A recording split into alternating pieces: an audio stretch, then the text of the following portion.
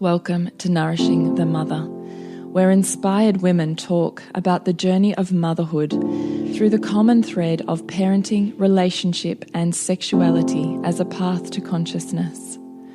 We ask, in what ways can we show up more fully, live more meaningfully, parent more wholly, and love more unconditionally? How can we mine the wisdom from the experiences of our lives and expand into those challenges? If you are here, you care about paving a path of conscious and intentional motherhood, connected with yourself and your gifts, and also illuminating your children in theirs, so we may raise more whole humans who can impact this world in a more humane way. And if you feel like giving a little back to this free content, please become a patron of the show and receive extra member benefits for less than a coffee a month. Or you can leave a review on iTunes and Facebook, all of which helps the podcast keep going and reach more mamas who need this type of tonic for the soul. Head on over to patreon.com/NTM podcast to find out more. We are Julie Tenner and Bridget Wood, and we are so grateful you're here.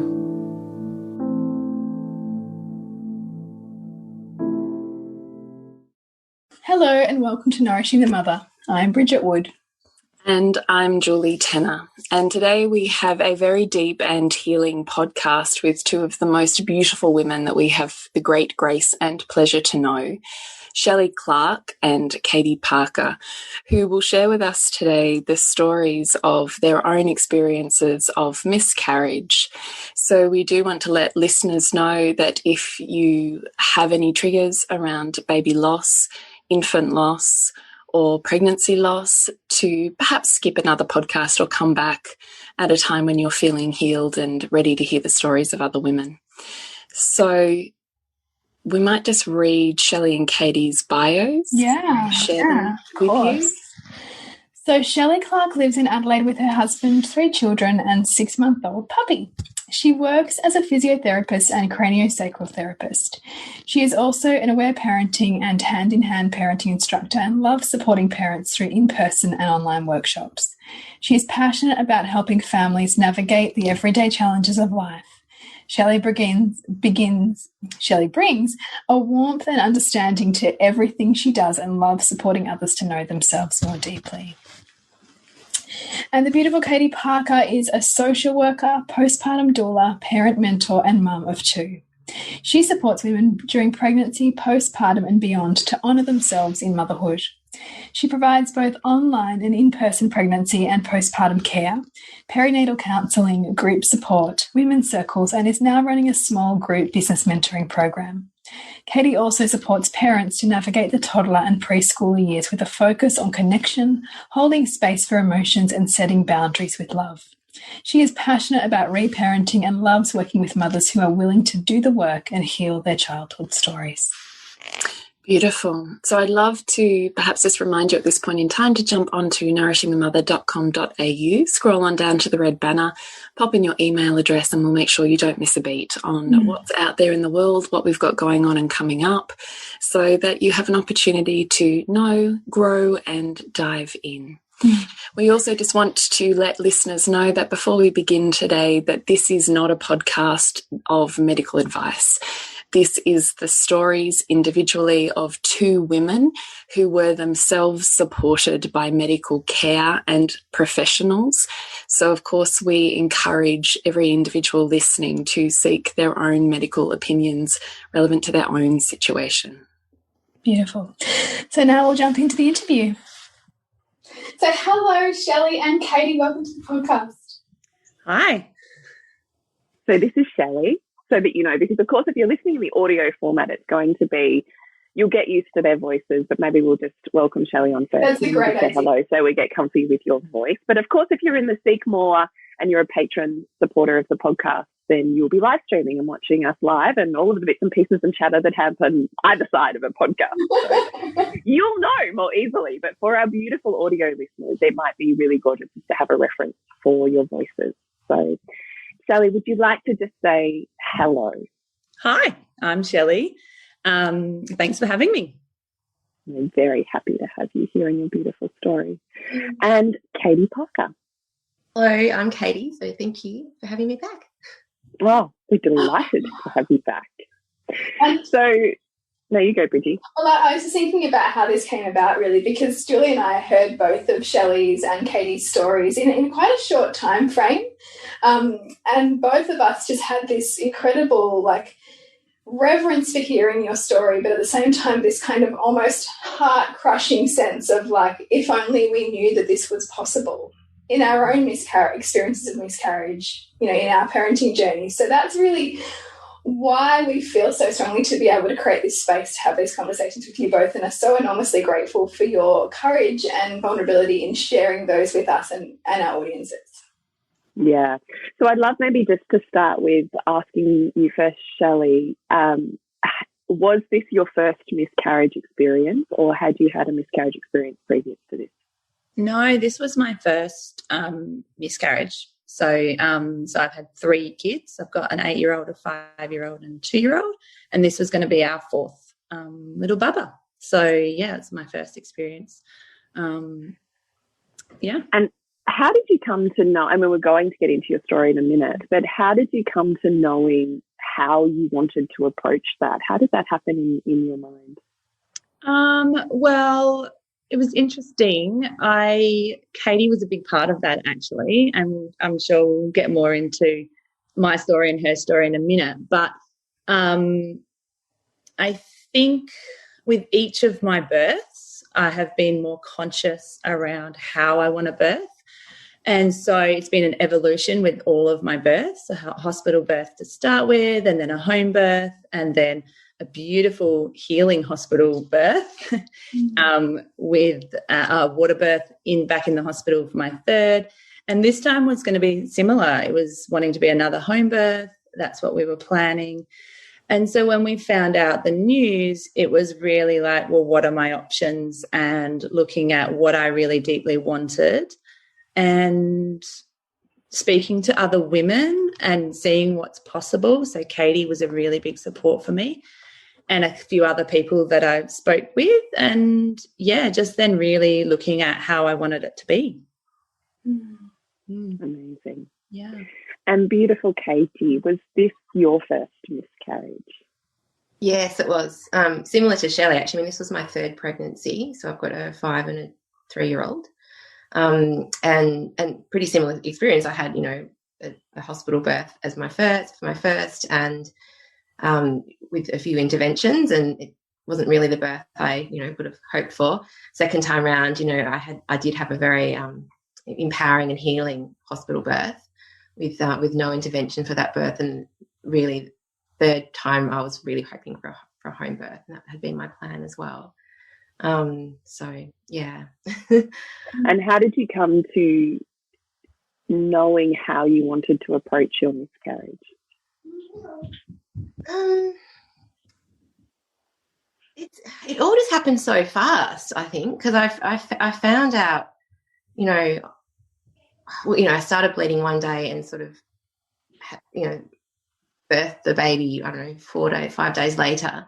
I'm not really sure what the process was necessarily, just that I just had this deep trust in my body, that my body knew what to do, and that I just wanted this experience, just to be a very different experience to what most miscarriage experiences I'd heard of. I just had this deep knowing in my body that I just wanted this to be different.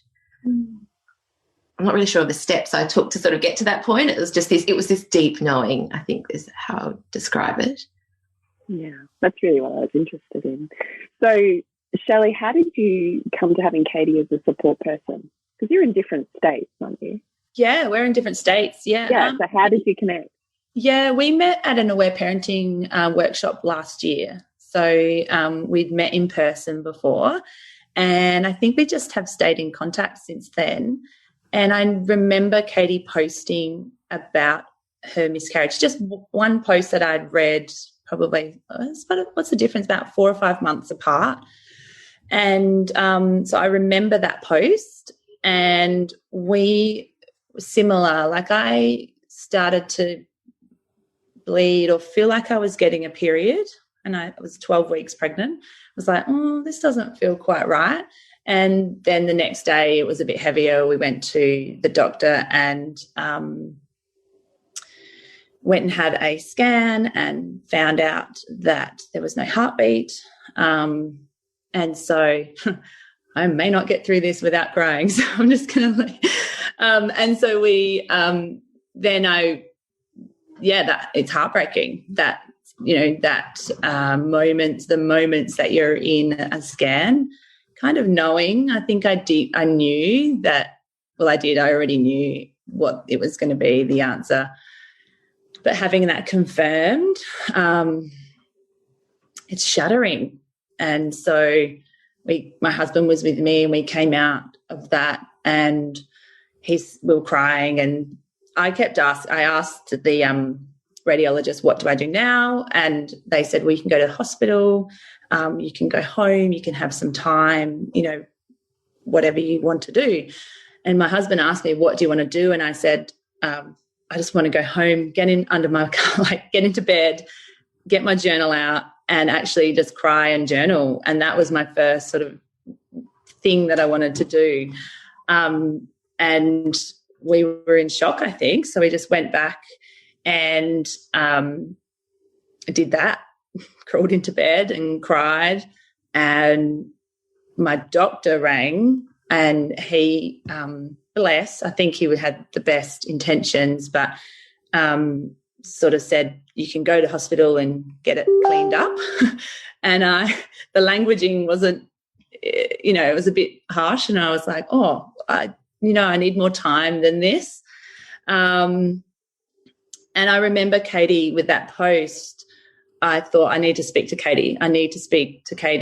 To see what her story was and how it was for her, to see what's possible, because we don't know what's possible until we've heard another story, or if we've got support around us to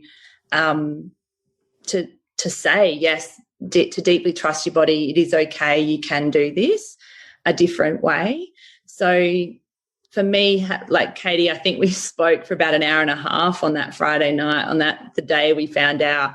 And it was just so heartwarming hearing her tell her story, start to finish. And I'm going, okay, I can, there is another way. I don't have to go and have, a D&C or a curette straight away. I can have time. I can process this. I can see what my body wants to do. And that's sort of where it started. I had other phone calls as well to a couple of my mentors that are, wise women in the world, and they shared their experience as well. One sort of sent through an article that they'd written about their own miscarriage that they had at home. I spoke with my midwife, who was amazing. She said, you can come into hospital, you can stay at home and let your body naturally complete the process. So it just, having people show me and talk to me about what was possible, I think then I could to work out what I wanted. So beautiful. And ultimately that's why we're doing this podcast, is because we want, because we're going to get to you in a minute, Katie, but how amazing that you wrote one post. And I mean, how much do we also so much judge social media and sharing your lives and blah, blah, blah. And yet your one post, and I imagine the ripples are far wider than even Shelley's incredible story, but your one post sharing has ripples of enormous impact on women you may never know. Like, don't you think that's extraordinary? I'm actually just getting goosebumps thinking about it now, because it wasn't just Shelley. I've had other people, I mean, not in Shelley's exact situation, but other people contact me as well, and just, people I've never spoken to before. Just so grateful for hearing of my experience, and just sharing their own experience of how when they went through that. That was incredibly isolating and difficult time for them, and not really, because I talked in that post, and I then followed that up with a blog article I wrote about a month afterwards.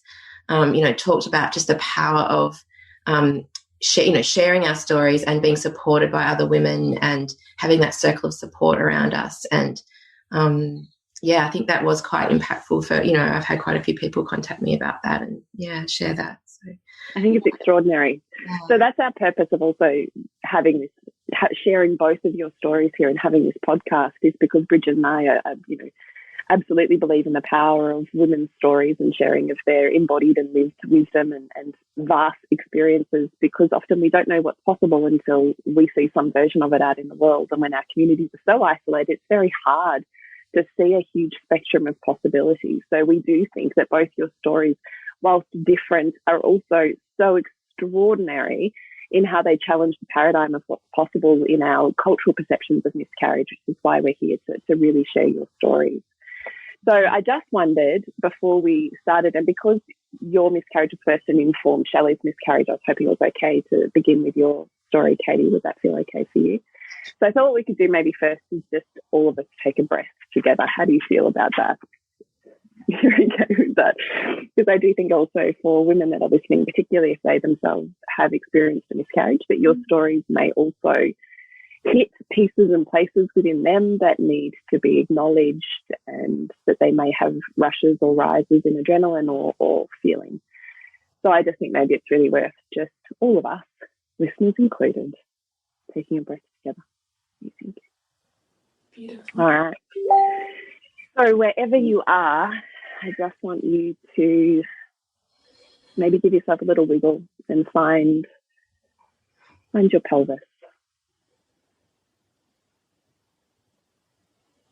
And then when you've found it, I just want you to breathe as deeply as you can breathe and expand. Hang on a minute, is that your Facebook, Bridgie?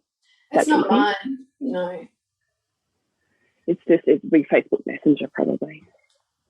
That's fine. All right, let's come back.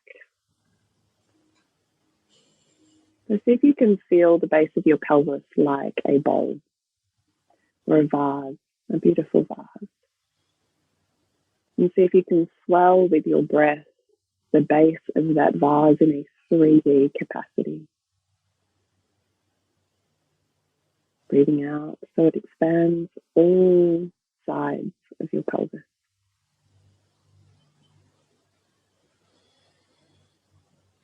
And then in your next inhale, I want you to breathe in to the count of 6, 4, 5, 6, and hold to the count of 4.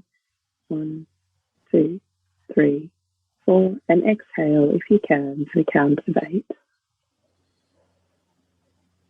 6, 7, 8. And one big breath into that pelvis. Hold and let it go.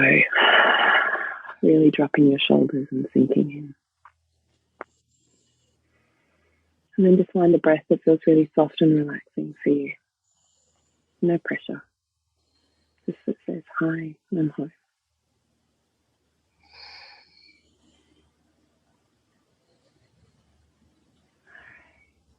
Beautiful, Katie. When you're ready, we would really be honoured to hear your story in all of its full colour and however you would like to begin it.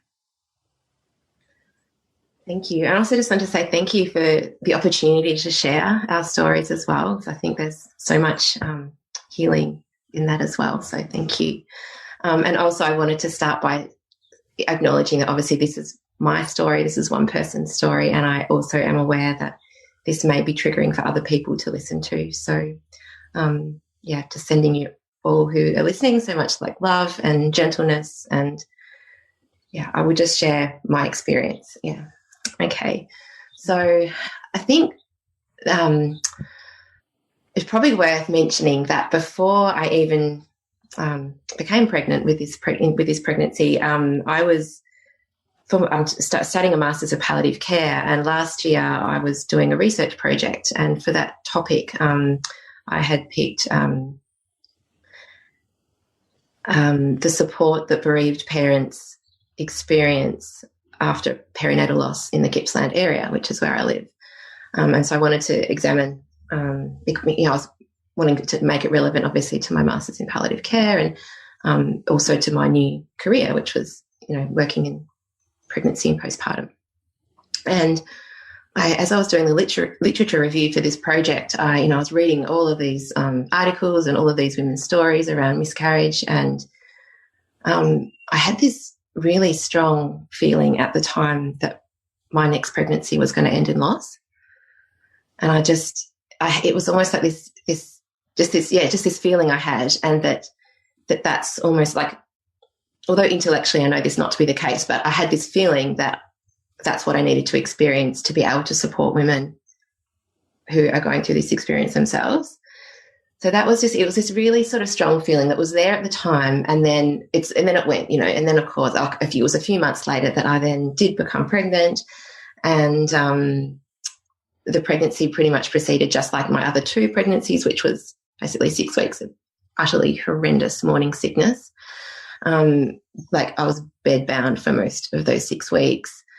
I even wrote a poem which I recorded called Ode to the First Trimester, to share my experience of this horrendous morning sickness, and actually recorded myself saying this poem, and ironically posted that to my social media the day before I started bleeding. So I, same as Shelley, I was 12 weeks pregnant. I was showing, like, I was very big. It was also the night before that my partner took a video of my kids singing my baby a song, and I was there like stroking my belly, like, which was quite big at the time. And they was like, my son just made up this song, and it was, something along the lines of like, "We love you, baby. Yes, we do. We love you." And they were stroking my belly. And anyway, so that was the night before. And then the next morning we were actually away. It was the March long weekend this year. We were up at Lake Tyers Beach, and the next morning it was the Tuesday, and we were due to check out of our Airbnb, and I woke up and there was blood on the toilet paper, and I sort of called my partner in and showed him, told him what had happened, and his immediate response was that, "Oh, like, we've lost the baby." Like, that was that was sort of where he was at, like, at that point. And I'm also going to use language like miscarriage and losing a baby. I don't particularly like the language that we use around this, but I'm just going to use that language because that's just the language we tend to use, in terms of losing the baby. Like, I don't, that's sort of where things were at that point. Whereas in my mind, I knew lots of people who have spotting in pregnancy, and that doesn't mean anything. So I sort of had this feeling, but also I sort of was maintaining optimism at the same time. And then throughout the day, it sort of went away. And then in the afternoon, it came back. And then pretty much that bleeding was pretty consistent, like period bleeding from that Tuesday afternoon to the following day. So I rang on the Tuesday, I rang my midwife, my home birth midwife, and told her what had happened, and she agreed that this could just be spotting. And I did have my 12-week scan booked in the following Monday, so we agreed at that time that we'd just wait and see what happened, and I'd go along to my scan, and that the outcome wasn't going to, no matter what I did at that point, that the outcome wasn't going to be changed. So when about the day, I just took that day really, really gently, and fortunately we had 2 cars, and so my partner actually took the kids, and they drove back home separately, and I just took my time and I went for a long walk along the beach, and was really just gentle with myself that day, and just spent a lot of time just sort of like going inwards and just tuning into how I was feeling. And I was feeling pretty calm. There was a close friend that I voxed with, actually a friend who I know through Nourishing the Mother. So we were in a bit of a Voxer conversation at the time, and so I sort of voxed her about the whole situation and sort of told her what was happening, and then sort of she became quite pivotal in terms of supporting me through that. So that's Eliza Marie, who's I met through Leaving to Loving, and I just think, like, all of these little parts of the story, like, they all sort of come. You'll hear how they all sort of. This is Nourishing the Mother, though, right? Like, this is literally what that means. Yeah. Oh, absolutely. So that was her, and I voxed you too, Jules, and because I was doing Embark at the time, and we had the Voxer support as well, and then what happened then? Yeah, so I got home and the bleeding was still there, but I was just taking it so slowly and so gently. And the next day I woke up and the bleeding was still there, and I was like, by this point it had been 24 hours of pretty consistent bleeding, so I was pretty sure at that point that we'd lost the baby. And I had planned to wait until the Monday to go to my scan, but at this point I just wanted to know for sure. And I also excuse me, sorry, sneezing. This is what is going to happen when there's energy. I'm sorry. That's fine. So I actually made the decision to go into hospital on the Wednesday, it was just the timing was really weird as well, because my partner had taken those 4 days off work of that week, of the long weekend, and Wednesday was going to be our only day since we'd had children that we had the day together. Because any other time off he'd ever had, we'd always been as a family, but it was the kids, like kinder and childcare day, and we decided that they would still go on that day and we would have the day together. So that day we ended up having together was spent, 6 hours of that day was in the emergency department of my local hospital. It was, the morning of, I feel like I'm a bit jumpy, but the morning of I woke up and I just knew that I just wanted to go just to find out. And I remember just being in the shower and just feeling this deep sadness and just sobbing. I was sobbing in the shower, but I could also hear like the laughter of my kids were running around playing. And I just remember just this strange feeling of just this deep sadness, but also this deep gratitude for what I had. And anyway, so we went into the hospital, and that was a pretty horrible experience. The project that I'd been doing on looking at, how we support bereaved parents, I was like, okay, I've just experienced that firsthand. We don't do it very well. The nurses were very jovial and joking with me, and threw me the hospital gown and said, you need to put this on. And then I didn't want to wear the hospital gown, and ended up having this, discussion around wearing the hospital gown. And then, after this asking me 3 times to do the hospital gown, it got documented that I was refusing to wear the hospital gown. And I was like, but I'm not sick. I don't, and I know a lot around the psychology of hospital gowns and how disempowering that can make people feel, and all the rest. So it was just this not very nurturing experience at all. I had one of the emergency doctors come in, you should be fine. Yeah, no worries. Like, just very dismissive of the whole thing. And I'm like, I'm pretty sure my baby's died, but okay, and then I had, one of the junior obstetric doctors come in and asked me if that was the hospital I was going to be birthing my baby. I said, no, I'm actually planning a home birth. And I got the eye roll and you're brave, and sort of sarcastic remark, and again, just the most disempowering experience. I actually was fine with it all. Like, I can sort of, because of my experience and I don't know, my own sense of self, like I was okay with it, but I think I was just feeling like so angry and sad for other women who would have this experience, who didn't have their support person with them, because I happened to have my partner there with me at the time. So anyway, after 4 hours and repeated temperature checks, and at one, they were all fine, and then one of them said that I had a temperature, and then all the others said I didn't, and then it was just not a good experience. Finally got wheeled around and to the scan, and I went into the scan, and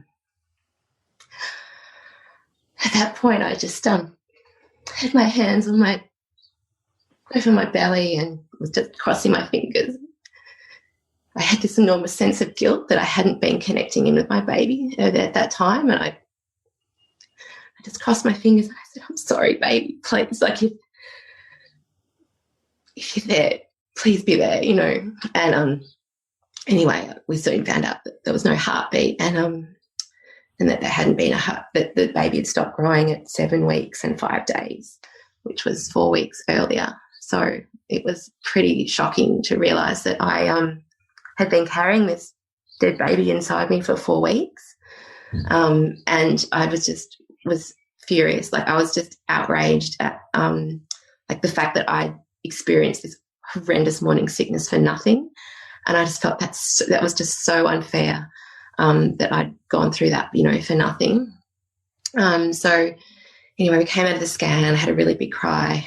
Then we had to wait, and I just wanted to go, because I'm like, all right, I know what to do now. I need to just go home and I need to birth this baby at home. And, but, of course, hospital policy, I had to wait and for the doctors to come back and see me, and that took forever. And then the process of what happens next was explained, and, I was given my 3 options of expectant management, medical management, or surgical management. And I was being strongly pressured into having medical management.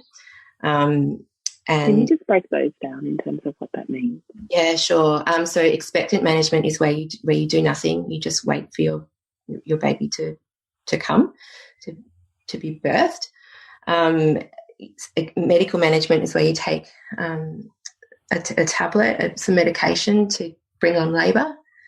And then the third option is a DNC, and so surgical management. And most people that I knew had either medical management or a DNC, and I knew that I wanted to avoid those 2 options if possible. And I, of course, knew that if I was to, become septic, or if anything was to go wrong, of course, I live 3 minutes from a hospital, so of course I would be going back into that hospital and getting required treatment. But I was not feeling unwell at all. And I kept saying this, I'm not unwell, and they kept bringing it back to that point that one temperature check had showed that I did have a fever. But I said, but I don't know, 15 minutes later they checked again and I didn't. And I'm like, I'm not unwell. I feel perfectly fine. I want to go home. And then the doctor went away, and I think she's on the phone to her consultant, and she came back and she said, I just need to know why you won't take the tablet. And it was just it was just awful. You're incredibly strong in this process, incredibly strong, even to be like, I'm well, when the entire system around you is saying, you're not well. Yeah. That's extraordinary strength. Yeah, and I think I'd also like just to say, if this was me during my, with my first pregnancy or even my second, this would have gone probably very differently. But yeah, I'm a different person now, I suppose, than I was back then. And so that I think, because I know a lot of people have said, oh gosh, I wish, sort of, and particularly I think for you both as well, you say, said that heart crushing feeling of, oh, we wish, we knew that. And I think if I was back then, I wouldn't have known that there was this way of doing things either. So anyway, it finally got out of there.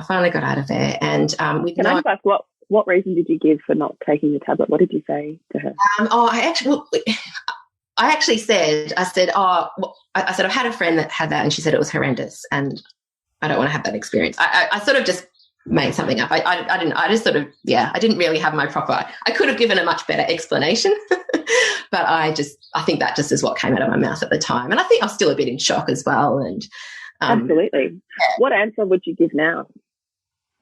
That I trust my body, and I trust that my body knows what to do, and that I want to let my baby come in its own time, probably.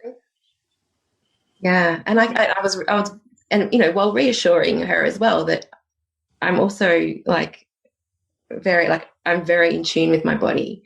If anything was to go wrong, if I was to get signs of sepsis or anything, I'd be straight back into hospital. I'm not stupid. I'm not going to ignore those sorts of signs. So yeah, so I finally got out of there and came home, and just I think my partner went and picked up the kids, and I remember just sitting. It was a sunny day. I sat outside on the grass, and it was quite surreal, sort of what do I do next sort of thing. And so I was in my box, and I pretty much had this, I already had set up this circle of support for myself without even realizing it. Because, I was boxering with Eliza, with you, Jules, with Lael, my other mentor, and I was just getting the most incredible support already before anything had even really happened.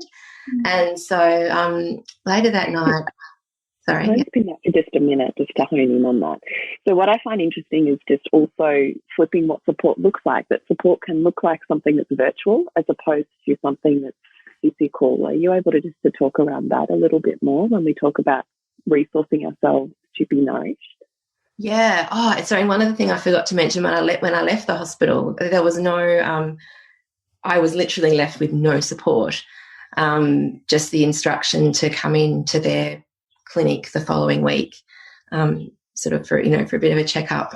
No brochures or no mention of Pink Elephant Support Network or SANS or none.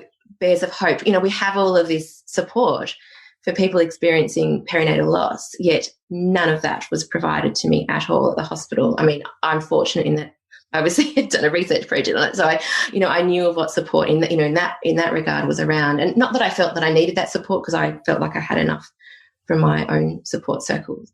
But as a patient experience for the majority, yeah, exactly. So the difference of the. So what did you want me to do? Just break down the difference? Well, I just think it's fascinating because you and I, and I imagine you too, Bridget and Shelley, all are women who have found enormous network and support in finding our niche community, tribe and group of women that hold, sustain and nourish and support the way that we see life and parenting and all of the things in that, right? And we've found that because it doesn't exist in our locality, but exists essentially across the globe, and we've been able to resource ourselves with a support network that is virtual. And yet I still think there's a judgment around the fact that I'm not supported because these people don't exist in my physical location. Do you know what I mean? Like, I just think that's a wrestle that a lot of women have. And what I love about your experience is you're like, I'd already set up my circle, and it was Jules and it was Lael and it was Eliza and you, and they are all online people, right? Like, I just think that that's interesting also as a perception flip for women. And I know that you support women postnatally or during pregnancy as well in an online capacity. And I still think that's something that women have a lot of trouble getting their head around what that looks like. So I was just more interested in that, just having a little bit more depth in it.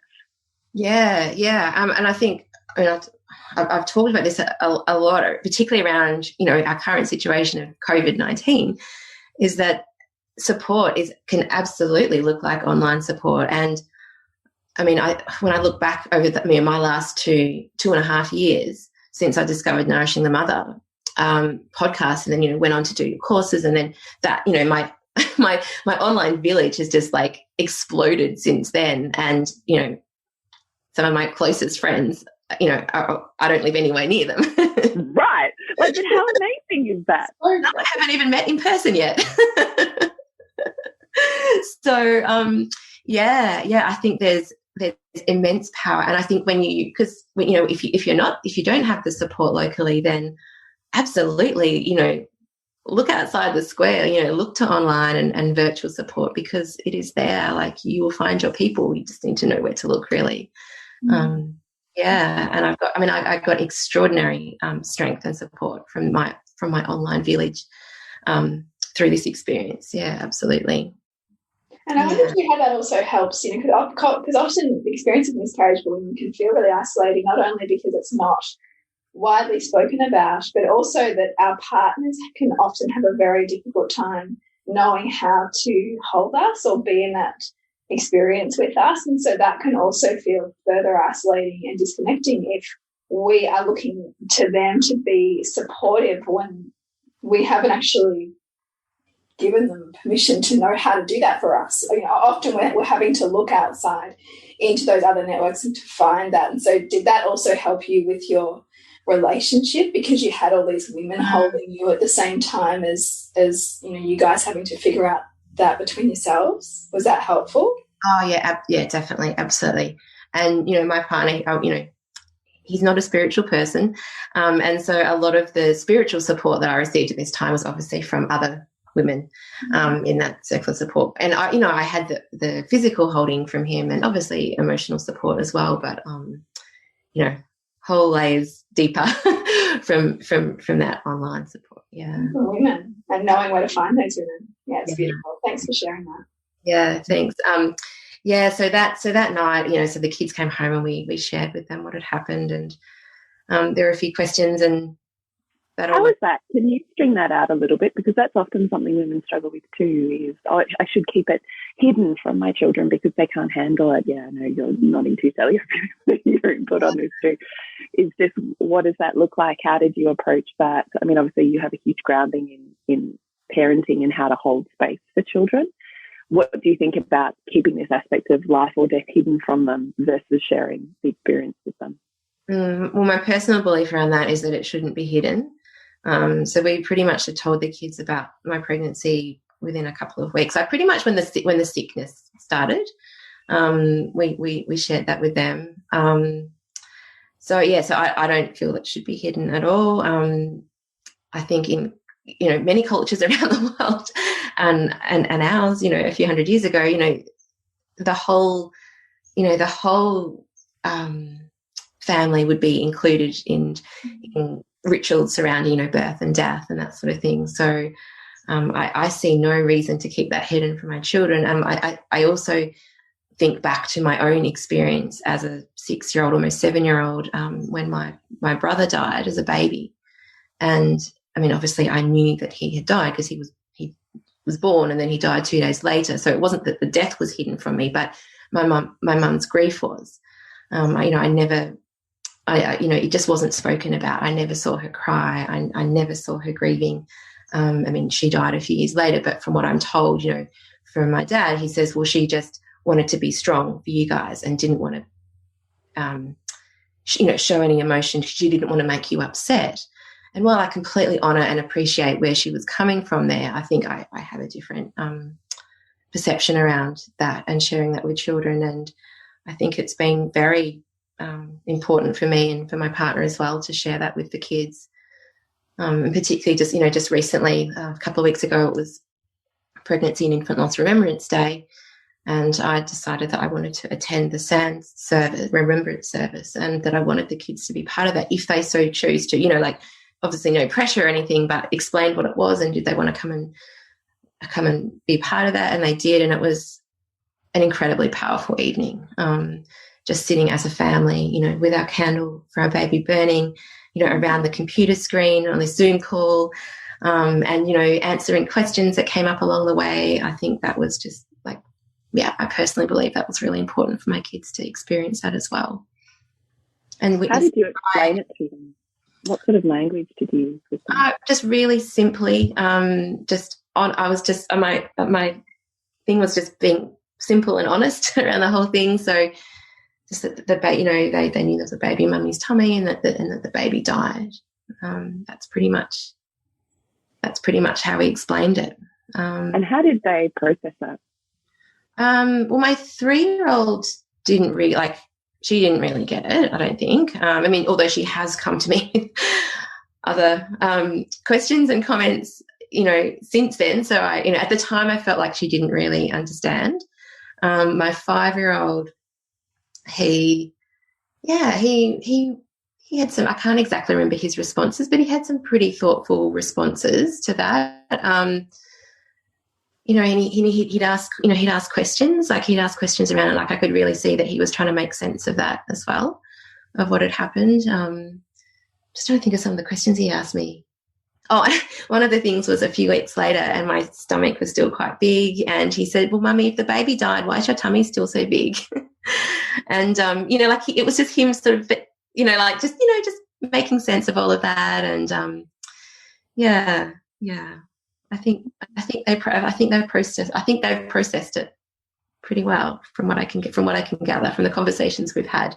It all seems fairly appropriate. It's so interesting, isn't it, that idea that parents might often have that wanting to protect their children, but you remember the felt sense of almost instability likely that created for you as a child, because the reality is our kids are feeling everything even if we're not putting words to it. So by bringing that, that to the surface and allowing that to be healthily processed is actually really empowering for children, and that they're more almost connected to the cycles of life than we are, because they haven't been indoctrinated and out of those normal processes of and a movement of energy and of nature and all of that stuff that as adults we can be disconnected from. So I think it's really beautiful that you give us that insight. Thank you. And I'm so glad. Like, I don't have any regrets around sharing what I did with the kids. Like, yeah, I just answered their questions honestly and simply. And if they wanted more information, they would ask for it. You know, like, I didn't go into great detail, but if they wanted more information, I shared that. So that's how we sort of navigated those conversations. Yeah. So that was so this is the Wednesday night. I also had I had booked tickets to come to Seven Sisters Festival that following weekend. I was due to drive down on the Friday, and I really wanted to have birthed the baby before I went.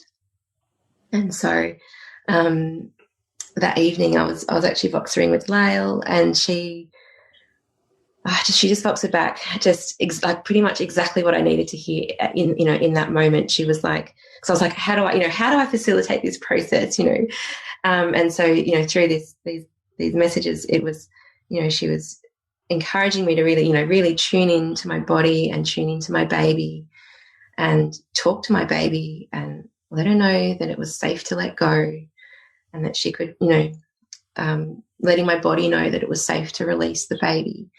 And so that was actually really beautiful advice, and that's what I did that evening. And I visualized, it happening, and Eliza, actually, it was just all these synchronicities at the time were really, really quite profound. She'd also independently voxed me, because I'd shared with her that the baby had died, and she'd voxed me a meditation. She just made up this meditation for me.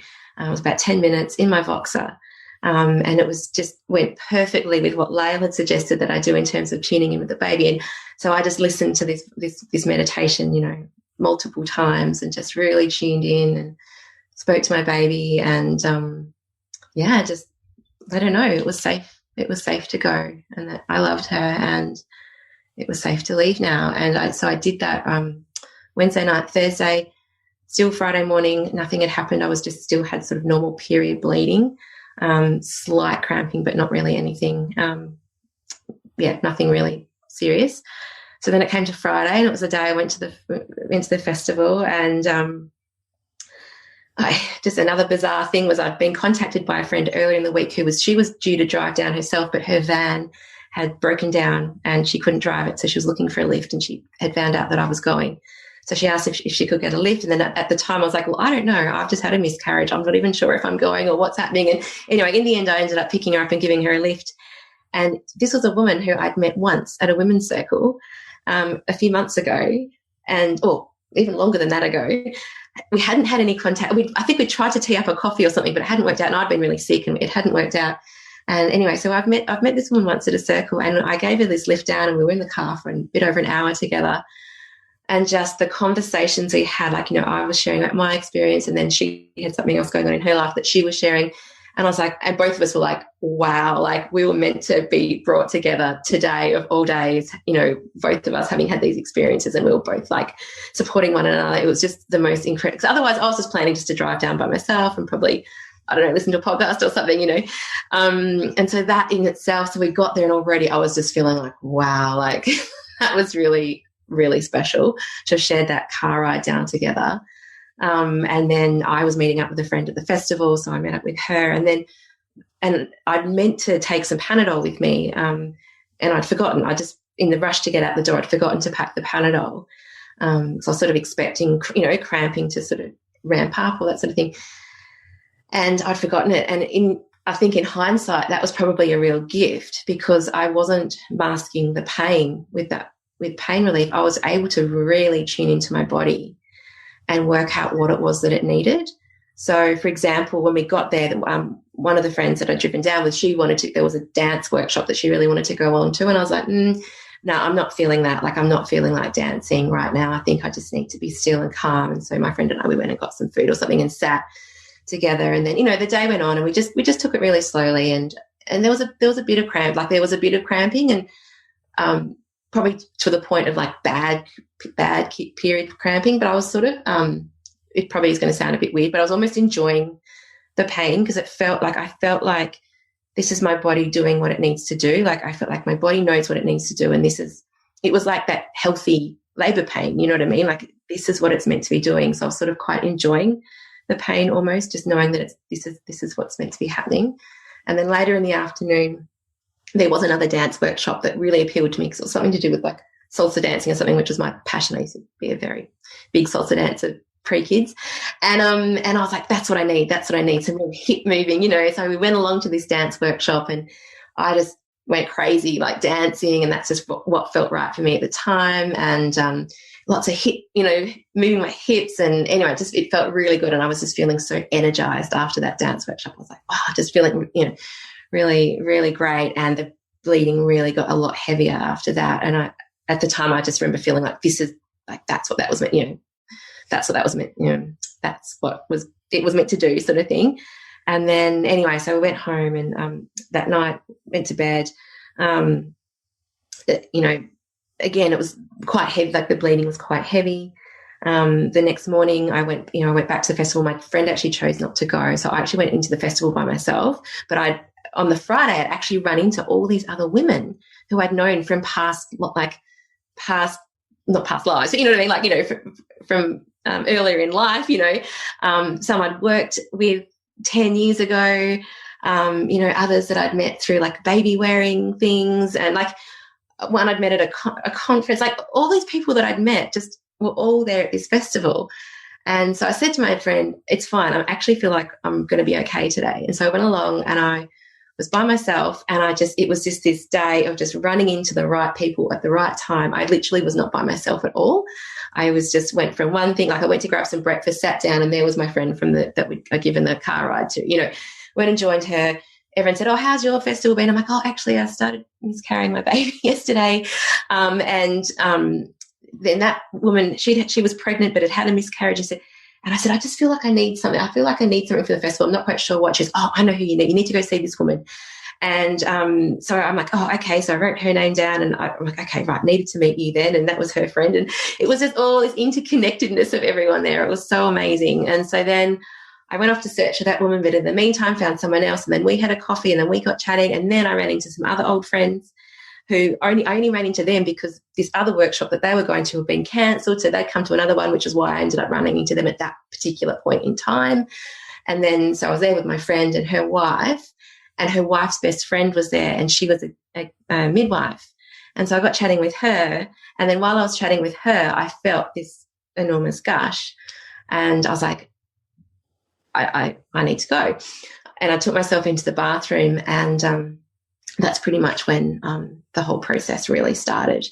And I was in the line to the bathroom, and I felt another big gush, and I was waiting and waiting patiently, like back in the line. And then I saw someone come out of the toilet cubicle, and I just ran. I just said, I'm sorry, I'm having a miscarriage. I need to get in there. And then this woman who was at the front of the line just said, oh honey, I'm here for you.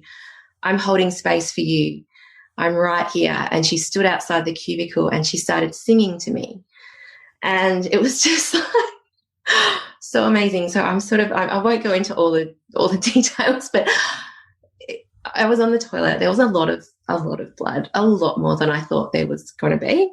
And at that point, I looked up, and my bag was hanging over the hook on the door, and my phone was poking out of my bag. And it was at the time I had notifications on my phone turned on, and a message popped up saying, Voxer, Julie Tenner is talking. And I was like, oh my God. I was literally in this toilet, like having this miscarriage, going, Jules is here with me. It's okay. Like, she was replying to a Voxer I think I'd left the day or 2 days before, you know. I was like, oh my gosh, this is just surreal that this is happening at this particular moment in time. And I was just like, oh my goodness. And then the singing was going on outside the door. And then there was a lot of blood, and but it was at this point I was just like, oh my gosh, this is just the most surreal experience of my life. And so I think I messaged my friends that I knew were just outside, the friend and her wife and her midwife friend. I messaged them. I said, there's blood everywhere. I don't know what to do. And they came in and I called out. I said, does anyone have any paper towel? Like, I need something to clean up this mess. And the woman next to me, this one that was singing, she said, oh, I'll go get you some wipes. And as luck would have it, she happened to be in the cabin right next door to the, one step outside the toilets, literally like, people camping all over the bush, and she happened to be right there, grabbed me some baby wipes under the door, so that I could like clean myself up and everything. And it was just all of these things. And then, the midwife came in and it wasn't like I needed anything in particular. I'm just like, I just wanted people to be there, and just sort of, just knowing that they were there for me. So that happened. I got everything sorted. I went and found the woman that I was meant to find, but by that point it had already happened, So I just had this conversation with her, and she just she said to me, oh, you birthed your you've just birthed your baby. And I just like put my hands on my heart. I'm like, thank you so much for saying that, because I hadn't actually thought of it in those terms. And that was just really, really just a profound moment for me. And, at this point I was running out of maternity pads, and I went over to the first aid tent and I said, have you got any pads? And the doctor there just sat, she said, no, we don't. And I said, oh, okay, I'm having a miscarriage. And she like leapt up from her chair and she's like, oh my God, are you okay? Do you need counselling? Like, and I was like, no, I'm really okay. I've just run out of pads. And so she went on this massive, flurry of activity, finding pads for me and radioing everyone. And all of a sudden all these pads were appearing. And it was just this, just incredible. And as I was coming out of the bathroom, I ran into this woman, and I shared, who I knew from the baby wearing, and I shared my experience with her, and then she shared with me that she'd had a miscarriage at Seven Sisters Festival last year. And it was just like, oh my goodness, like it was just, this really, really crazy day. And anyway, then I at this point I'm like, right, I really need to go because I need some more pads. And so I left the festival for the day and went home and met up with my friend, and we just had the most beautiful afternoon. We went down to Mount Martha Beach, and we just went, we went out for dinner. That's right. I had a nap, and then we went out for dinner, and I meant to take I had bought some Panadol by then, and I meant to take it with me, but had forgotten, and had sort of got through dinner and was actually, was fine. The pain, and I know that the pain can be really, really, really bad for some people, but fortunately for me, it didn't ever get sort of beyond the bad period sort of pain, like quite bad cramping, but it passed fairly quickly. So I think I was quite fortunate not to be in too much pain, as I think a lot of other people experience. And so we went out for dinner, and then we went for this beautiful walk. It was sunset, and we walked along Mount Martha Beach, and we just chat. So like this whole day I'd just been like chatting and processing and sharing my story, and feeling just like all these arms like wrapped around me in so much support. And it was just incredible. And then the next day I did actually go back to the festival for a bit, because there was just a few things I just wanted to do, and I wanted to buy like a crystal. So I just wanted to buy something like as a memento for my baby. And so I went along to this crystal shop stall at the market there, and I just burst into tears while I was there. And the women there came over, and I just said, I just had a miscarriage, and I'm just looking for something, to remember my baby by. And the woman went behind, and she came out, and she had this, and that's right, I was looking at the little rose quartz crystals. So I just knew that meant love, and I thought that would be nice, and asked if they could make a neck, if they had any necklaces out of that, and they didn't. But she went and brought this huge heart-shaped rose quartz crystal, and she just gifted that to me, and I just started crying all over again. I'm like, oh, thank you so much. And so that's what I have. I did actually end up buying this necklace from another stall later in the day. So this is the thing that I wear, to remember my baby by. But I have this heart-shaped crystal, and any time that, for the remembrance service, or any time that I just want to sort of tune back in, to my baby, I just hold that, just hold that crystal. And the kids know that as well, because I had the crystal and I shared that with them, that story with them, and they they know that that's the crystal that they hold if they want to think of the baby as well. So yeah, which was just, yeah, it's been really special. So that was the next day, and then it was the Sunday, and it was time to go home, and I just remember feeling really like almost like quite anxious about going home, because I felt like I'd had this really amazing like spiritual experience, and I was feeling quite like elated almost and empowered by the experience that I'd had, and just it's almost like going back home was just going to bring me crashing back down to reality and just normal mum life sort of thing. And so I just, before I went home, I just took myself back down to the beach. I was just by myself and just went for a long walk along the beach, and just sat and just journaled for ages, and just journaled and just got myself into a place where I was, felt like I was able to return home and to my family and to my clients, because that was the other thing. Like I, was just conscious of being, in an okay emotional state to be still continuing to work with my clients. And I really felt that I was. So I messaged them and let them know what had happened, but that I was really okay. And that I would let them know if I was, I wasn't, but I really felt okay to continue working with them, because these are clients who are either pregnant or have a new baby. Could have potentially been triggering, but I actually felt really okay about it all. And then the next week we went into lockdown. Oh, Katie, thank you so much for sharing your story. Thank you so much. It's such medicine to hear.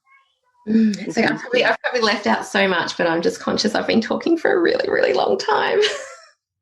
No, I really appreciate it. Thank you. Yeah. Before we move on, is there anything that you'd like to reflect, Shelley or Bridget, before we move to Shelley's story? Just thank you for sharing, Katie. It's always nice to hear other people's stories, I think. What was interesting, I think, I know you're going to go into share your story, Shelley, but was how similar our stories were, even from the time that we started bleeding to the time that our babies were birthed. There were so many similarities in that. It was really quite uncanny, wasn't it? Yeah, it was. And how was your return to home? Can I just ask, how was that? Did that feel okay in the end? Yeah, it did. It felt okay. I then launched into craziness, because I then know, because I'd been feeling so sick, and all of a sudden I felt amazing. Physically I felt amazing, and my energy, because I wasn't fatigued or sick anymore. I had all this energy, and I pretty much put all of that energy into moving my entire business online. So, I had mother's group I was about to start running that I had to cancel. And so I felt really, really, really okay with that, and have done since. I want to reflect here before we jump into Shelley's story, just how profound it is, the gift that you can be to other women when you prioritise your own processing and healing, and the value that you put on being met and seen by other women, and having reverence for that. Because just like we talk about mothering, you can't mother from an empty cup. You can't be medicine if you're not first allowing yourself to be met by the medicine that can be offered by the world and by women when we open to what's there. Because those synchronicities are just profound, that you brought in on that weekend and in the lead up to that. Like, I just, as a woman who had a miscarriage and had no concept that there was anything but having a D&C, and not really feeling anything except the gaping hole of like what was there and then what was gone, and trying to figure that out.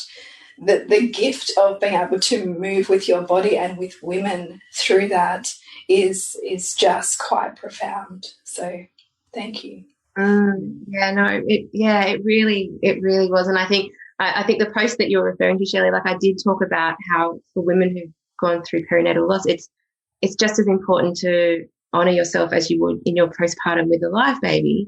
And so I did go and I did honour myself and rested, and you know, wrap myself up in the support that I need. We had meals being brought to us, you know, like I did exactly for myself what I would do for a client, you know, in that situation. And I think that was really powerful to have been able to give that to myself, to know that that's what is possible for others. I think that's so important because you have just given birth. Your body has physically just given birth.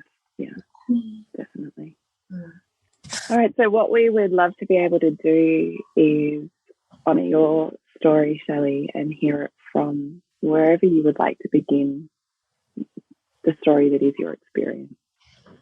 Yeah, sure. And I think firstly, thanks for having us on and giving us a space to share our stories. And Katie, I just want to honour you and all your reverence because it really did help me. You know, I heard that story. That's basically kind of what we talked about that night. And it meant so much to me because it gave me another option, really. So I just want to say thank you to Katie. I also wanted to, say again that this is my story and that I know many people haven't had the opportunity to experience miscarriage in this way or loss in this way. So I'm just sending lots of love to everyone out there as well that are listening, and that there is always chance for healing. So, if this wasn't your experience, then there is a chance to look at what it was for you and process still, even if it's many, many years ago. My story started, it was interesting because we had been tossing back and forth around having a fourth child, my husband and I, and we always thought that we would have 3. And then after having 3, I just didn't feel done. I had that yearning for another child. And so months were spent talking about, do we go again? Do we have another one? You know, and I think it was Mother's Day. He said, yeah, let's do it. Like, we'll go for 4. I'm not quite sure what life will be like with 4. And I know, Jules, you're actually a big inspiration because I was like, well, Jilly's got 4 and I've seen her talk about it. And so, we decided to have 4. And then all of a sudden we were pregnant.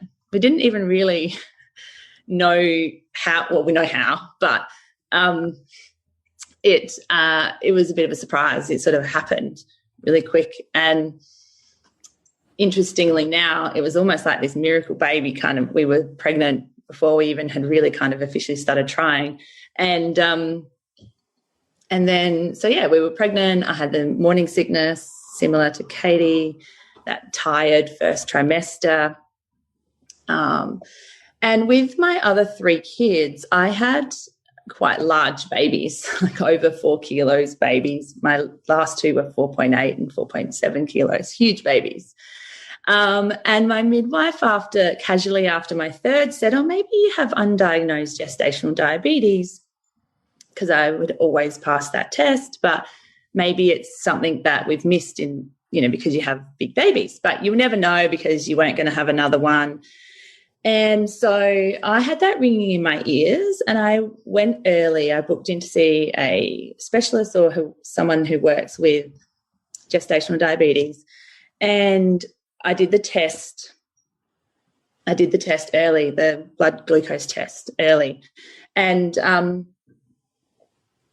I actually got the results back for that on the Thursday, and it had come back that I was pre-diabetic and had insulin resistance. And so it's actually probably something that has been missed in my other pregnancies. And so my doctor rang me on the Thursday at lunchtime and said, yes, hi, he's, and said, yep, high results. You need to look at a diet and managing so it doesn't develop into further gestational diabetes. So that was on the Thursday lunchtime. And then in the afternoon, I had this back cramping, kind of like a period type cramp. And I picked the kids up from school and I drove home. I was like, oh, gosh, I feel like I'm getting my period. This is in my head. And the next thought I had was, oh, I'm going to miscarry. I'm going to lose the baby. It was, you know, and then I thought, oh, that's a weird thing to think. I came home, I went into the bedroom, the kids went and played, went into the bedroom, I got down on my knees and I was just crying, bawling my eyes out, praying, please stay, because I just kind of knew. And I got this message or a voice. I always feel like I sound a bit crazy when I say these things, but a voice came in, and knowing really, my job is done, Mama. And it just said, my job is done, Mama.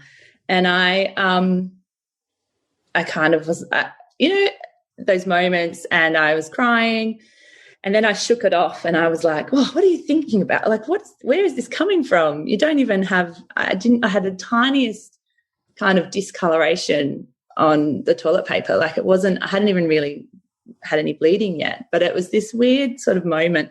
I shook it off, but I did message my husband and said, I don't feel quite right. I think I've had the first time in all of my pregnancies that I've had a thought that I'll miscarry the baby. And he messaged me back like, what? and then he said, do you want me to come home? I said, no, it's okay. We'll just see. The next morning I woke up and there was a bit of a clot that had come out on the toilet paper, so it's a bit more like the start of a period. And I was crying in the toilet, and I was meant to work that day, but I think I saw one client and then cancelled the rest. And that's when we went to the doctors. Our doctor said to go to get a scan done.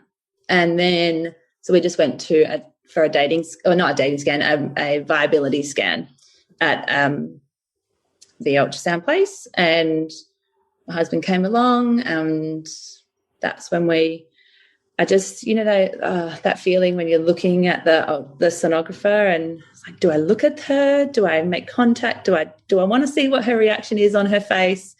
But I think I just deeply knew from the night before's like message. It made sense. It just made sense when I found out that I was pre-diabetic, that the message, my job is done, really was around helping me with my health and bringing me that information. But it was heartbreaking, but in the same moment receiving these really profound guidance or messages, I suppose. So we had the scan and they said there's no heartbeat. It looked like, similar to Katie actually, it looked like it had stopped growing about a week and a half before, or about 8 or 9 weeks, and we were 12 weeks on that day. And then, as I said before, we came out in shock, and someone's phone, that's all right. Okay. And then the radiologist had said, like, well, what do your options are, you can go into hospital, you can present so you can present to hospital, you can do that today, you can do that tomorrow, or you can go home, and who's your midwife? And I really luckily have the head of home birth or Flinders Midwifery Group practice here in Adelaide, who has been my midwife for the last 2 of my births. And so I rang her and I said, this is what happened, what do I do? And she was beautiful. She said, look, you can stay home, just give yourself some processing time. You can come to hospital if you feel like you want to. She was really amazing. And so we just wanted to go. I wanted to go home. I wanted to get into bed. I wanted to just cry and just be with the heartache. And so we went home. We had a couple of hours before we had to pick the kids up from school. So we did that. And my doctor did ring, and he did say, go to the hospital and, like I said before, get it cleaned up, which I don't think he was meaning to be use that language, but I was like, get it cleaned up. This is my baby. Give me time. So that didn't feel right for me to go straight to hospital because I needed time. I know that I need time to process things, and if we don't process it, then we hold on to it in our bodies. And so I just needed that time. We picked the kids up from school. We were similar with Katie. We told them straight away. And how did you do that? What was your experience there? Yeah, we brought them in. I was lying in bed, sad and crying, and, you know, we brought them in, and I said, something sad's happened, and the baby inside has died. It doesn't have a heartbeat.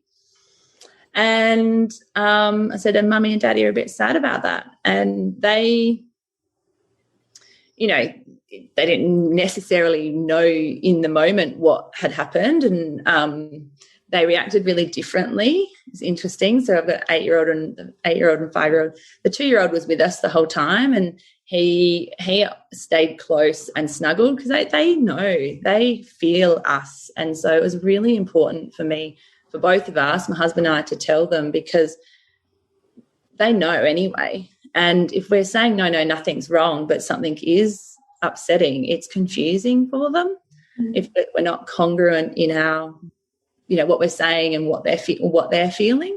So we just said that. We said, this is what's happened, and Mummy's sad, so we're going to stay in bed for a bit. And my husband said, do you want to come play? And so, you know, he took them out to the backyard and bounced played some soccer or did something like that. And so, but interestingly, to see how they processed it over the next, you know, few days to a week differently, and a lot of it through play. A lot of it was my daughter, you know, played dollies and pregnancy and baby, and they're so honest and brutal. They don't have any filter. So, the baby's dead now. The baby's dead in your body, and you're like, and I was a bit like, oh, can you say that? But they take it and they process it often a lot better than we think that they will. And so giving them that power to do it in their way. So, and my son, who it was really interesting actually, on a side note, on how we process grief with our kids, and how there's some acceptable kind of the things that we think are acceptable ways of processing grief, and other ways that we want to shut down. But actually everyone's got their own way of processing grief, and there's no right or wrong way. Like my daughter wrote a card to the baby, and she wrote it out saying, I hope you have a nice time in heaven. We love you and we'll miss you. And part of us is like, oh my gosh, that, you know, brings up tears. And then seeing how my son, who sort of said, oh, that's good, you know, like, and seemed quite not connected with it, or, oh, that's good, at least now we'll get you back to playing, at least you won't be so sick anymore. And just really saying what is on their mind, and noticing that, like, part of me wanted to be like, well, can't you be more empathetic like your sister? But actually his way of processing it was very different to my daughter's, and recognizing him that they're both they're equally beautiful, and there's no right or wrong, and trying to meet him in that. So then I played, yeah, like, and it was funny responses from me, but he was going, oh, that's good. I just wanted to, what did he say? Put it in the bin anyway, or something like this. And so things that we as adults would go, no, you can't say that. You can't say that about something. But I'd go, oh, yeah, maybe we could have sold it, or, you know, like, just sort of using attachment play. Oh, fuck, mate. That's amazing that you were able to do that in your grief. It's like profound. Yeah.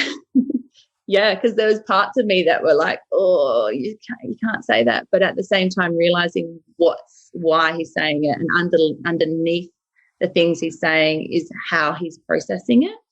And so I suppose for others that are listening, if your children are saying things that we think are like inappropriate, but just to realise that it's his way of processing what's happening, and if you can attachment play and play with it, and there's lots of laughter, around where we were putting this baby.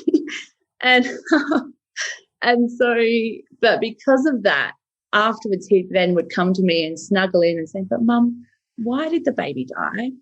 And so underneath the fear and the, what looks to be inappropriate is actually, that's how he's processing. He'd come and he'll snuggle in and say, Mum, but why? And I would say, I don't know, sweetheart. Some things, these just happen sometimes. We're not entirely sure. And so it's just interesting seeing how differently they processed it. And it was all through play and through laughter, and recognising when their behaviour was, a bit funny, that what was underneath that. And also being really reassuring to them that Mummy and Daddy are sad at the moment because this has happened, but we're okay and we're getting support, and so you don't have to worry about us, so that they didn't, take it on or feel like they were having to look after us or anything like that. So we're really conscious. I love that so much. Thank you so much for sharing all of that. I think that's deep and rich and does talk to the broadness of what children, as you were saying that, I was having flashbacks thinking, oh my God, I think my son did almost exactly the same thing. And I remember that feeling of like, yeah. So I think that's so beautiful to share that experience. Yeah. And I think it's also really helped because I had, very similar to Katie, online, my virtual village around, and, Marion Rose and Lael Stone, two, amazing women.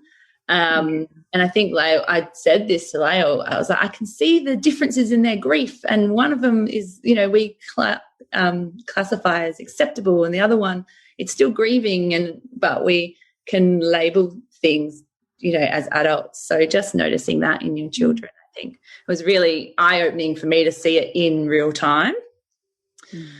So anyway, that's a side note. We got the kids home.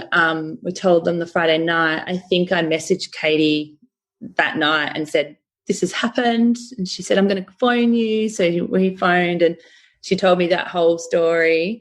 And I was like, okay, I can do this. I can stay at home and have my baby. And that's what I wanted to do. And so I talked to my husband and said, I think I want to stay home. But interesting to note, I was like, I think I'll stay home until Sunday. And I, put it the way we put a limit on it and go, all right, but body, you can do your thing, but you've got 2 days to do it in. And so even noticing my conditioning around that, and so on Saturday we didn't do much. On Saturday morning we phoned a friend of mine who came over and did my makeup, and we went and got all adorned. I bought some flowers and put them in my hair, because I realised we hadn't had any family photos with this little bubba, 12 weeks. And so we went down to the beach and we just took some family photos and took some photos of me and of the kids and of all of us together. So that was really beautiful. Can I just step that back a bit, because that was part of what I really adored about your story, was a different version of honouring self, the experience of the family, and reality that would have been or was up until this point in time. That I thought there was something profound and anti-cultural in a lot of ways to create beauty and reverence around loss. So do you mind if we just slow that little part down a little bit? Is that all right? Yeah. So it was beautiful Sarah Wake, wasn't it? Yeah, Sarah. Yeah. So magnificent woman. Did you meet her online, or was that? Amazing. So I met her through you. Was it Queen's School? Was it in Queen's School? Yeah. So we met through Queen's School, and then we lived 5 minutes down the road from each other, and so we had met. It's amazing. It's amazing, and so now we've connected a few times and message and hang out. But I messaged her that morning and said, this is what has happened, because we were actually going to do something similar anyway on that weekend, but she was going to do my makeup. We were going to go and do a photo shoot together, like just to take photos for like our businesses and stuff. But I'd messaged her and said, this has now happened, but could you still do you mind coming over and doing my makeup? And that adornment, which she talks so much about, but also similar to when I had a mother blessing with each of my births, before birth, I really honouring the mother that I'm about to become, and honouring the birth of the baby and being supported by women. And I know, Jules, this is, your thing as well, but it's like, this is what you do, and this is why I love this work. And so I didn't have that yet. This was my opportunity to do that. And I think because what had happened in your head to make you decide, I actually want to do this? Like, what had happened in that? Because it's kind of, I love what you're saying, it's kind of like having a blessing way, but for this baby that's leaving us sooner than we thought. Yeah. I think for me, I always honor that spiritual aspect. And the I don't know what the process is, because I see every birth as a birth of a new me and a new and the baby coming through.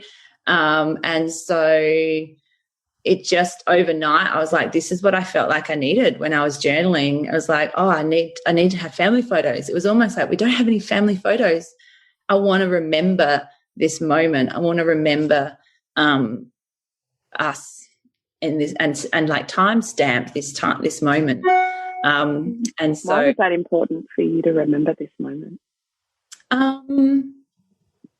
Great question. I think because these are profound moments, and that when we honour them, it completes a process, or it feels integrated in our system. If we just, I was really conscious of the urge to skip over it, and just my urge to, I can see why there was a desire. I'm like, I'll just go to the hospital and get it done. Oh, because it's a strange feeling knowing that your baby has died inside and that you haven't given birth, but how does, what happens next? It was a very new experience. Like, other than Katie's, I hadn't heard anyone going through it. And I had to resist that, the time when you would just want your baby out when you're about to give birth and you're overdue and you just want it out and you're like done and you can't wait any longer and you want to go and just say, induce me, but you wait and you wait and you wait, and then you have the baby, and then a week later you're like, what was so hard about waiting? It was that same feeling. I wanted to skip over it and just have it done. But also I just knew that I needed to stay in this moment. I knew I needed to honor this moment. I knew I needed to celebrate it and, really honor this process. I don't know if there was a decision, but it was just, I knew I wanted to take photos. So beautiful. So I'm going to mute myself in a minute because my husband's like at 5. I don't want it to irritate our story. But I want to know, how was the experience for you of calling a woman in who was there to honour, nourish? And I know that Sarah would have held beautiful space for you, so I'd love to hear about that and what it was like to be adorned for essentially a saying goodbye ceremony, and then what that experience was like for you doing it. Are you able to stretch that out a little bit? Absolutely. She was amazing. Imagine going over to someone's house knowing that they're about to have a miscarriage and you're doing their makeup and you're really like taking beautiful photos, and I put flowers in my hair and really honouring that reverenceable as a woman and as a mother. And she was amazing. Lots of laughter, a bit of joke, a bit of fun. There was a few tears, and then, she kissed us, said goodbye. And then I was like, right, family, let's go down to the beach. And the beach was this eerie, overcast, funny. It was the energy of the beach that day was just, I can still feel it. If I close my eyes, I can still see it. And so we played on the beach with the kids. We took some photos. There was photos where I look back now, like, you can see the sadness in these photos. And I just didn't want to leave that day. I could just, my husband's like, okay, we've got to go. We've been down here for hours. And I was like, that feeling of not wanting to leave, because then reality is that we're not going to have this baby. So that was really profound and sad at the same time. So, and in my head, I thought that it would happen that night, because I was like, right, I've done this little ceremony. We've honoured, we've taken photos. Right, okay, body, you can do it now. But there was more.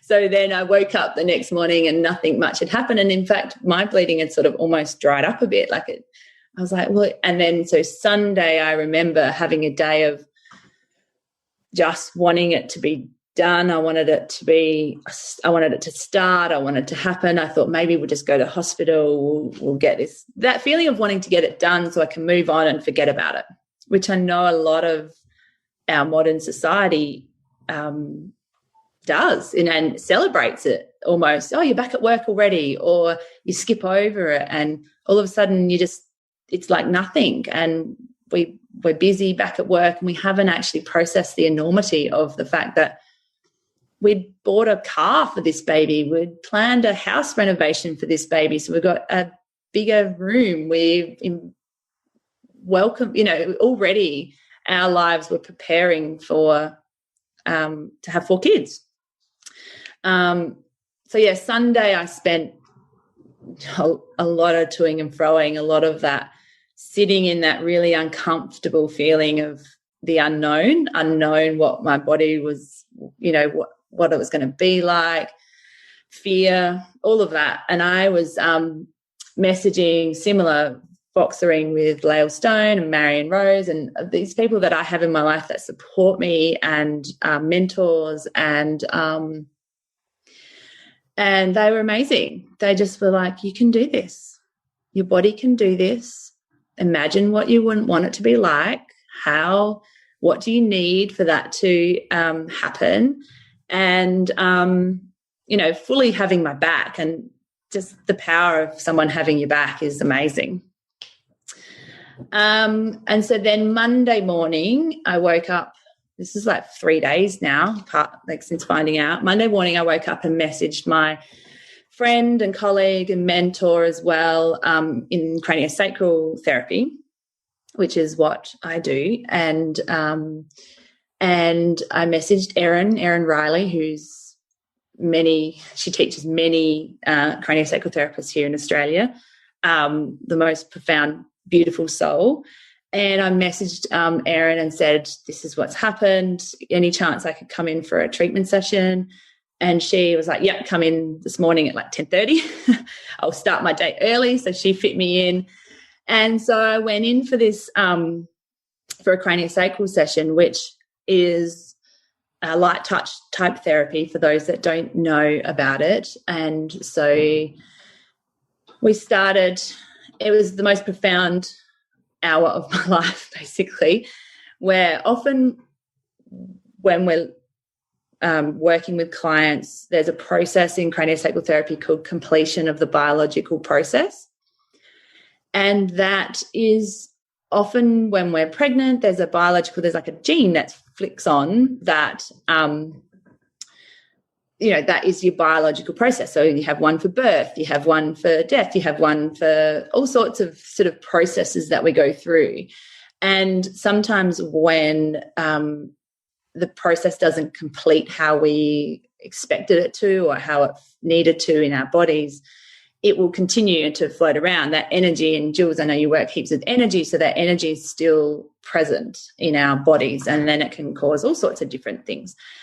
And so we basically did a completion of the biological process where I energetically and emotionally said goodbye to my baby. And it was through imagery and dialogue, kind of like a psychotherapy session, but with hands-on. And so Erin held that space for me, and she had her hands on my uterus the whole time. And basically, I'll talk about a little bit about it because it was so amazing that I had this image or this image of a doorway, of this like kind of doorway that I knew if I walked through that, I was saying goodbye to my baby. But I was stuck between these two worlds of being pregnant, but my baby dying, and then through this other door was saying goodbye. And I couldn't walk through it. It was like this. I just said to Erin, I can't walk through that. I was like refusing, hence why the last 3 days nothing much had happened, because my body was almost like, no, I don't want to say goodbye. And so then she said, what do you need to help you walk through that door? And I just had this image of women literally picking me up and walking me through this door. All the women that I've ever known, all the women that support me virtually, all the women that I know or have come before me, like literally picking me up and walking me through this doorway. And then once we were through this doorway, and this is sort of all images that come to you and imagery. So it was like very real in my field. But then the women couldn't walk any further. They walked me through this doorway, and then I had to do the rest myself. And so then I was in this space where I said goodbye to my baby, and I held her in my mind's eye, or in my imagination. I held this little baby and kissed it goodbye, and told her all the things that I would have wanted and wished for her, as I felt it was a girl. And so we sat there for a while, and then I talked to her and said I loved her, and she looked back at me and she said, I love you too, but I've got to go. And then it was saying goodbye, and then I kind of, this guttural kind of sound came out of me of pain and heartache and sadness and all of that, sort of almost like a labour, as we do in labour, like that real sort of guttural roar. And all the while being held by this beautiful friend and colleague and therapist next to me, holding me, like holding my body, saying, you can do this, I've got this, because I said to her, I feel like I'm going to shatter. I felt like my heart was going to shatter, but she's like, knowing that I've got you and you're held, I could do it. So I said goodbye, and then this feeling of kind of energetically, this image of this baby kind of going into the light, so to speak. And that was my, and then we let it settle and a bit of talking and a few more tears. But this most profound session where I energetically and emotionally processed that, and that completed that process, was so important for me, because then, so that was the Monday, I went home and just slept. Similar to Katie, I bought a little rose quartz as well, a little rose quartz to kind of honour this session and honour the fact that I can tune into my baby at any time, and tune into that little soul at any time, and really honour and hold that. And so I felt like after that session that I knew that the physical part would complete then. And so that was Monday, still nothing Monday, but I started to bleed a bit more on Tuesday. Tuesday I went for an acupuncture session to induce labour. So I know many people do acupuncture, and I've done it before to sort of bring on and stimulate labour. So I went for that to a clinic around the corner, and after that I knew, like, the back cramping started to ramp up, and I felt like those period cramps were really ramping up. during the day, and I just felt that it was going to continue to happen. And I think after that after that craniosacral session, I knew that I could complete this process at home. I knew that this was my process, or, my story.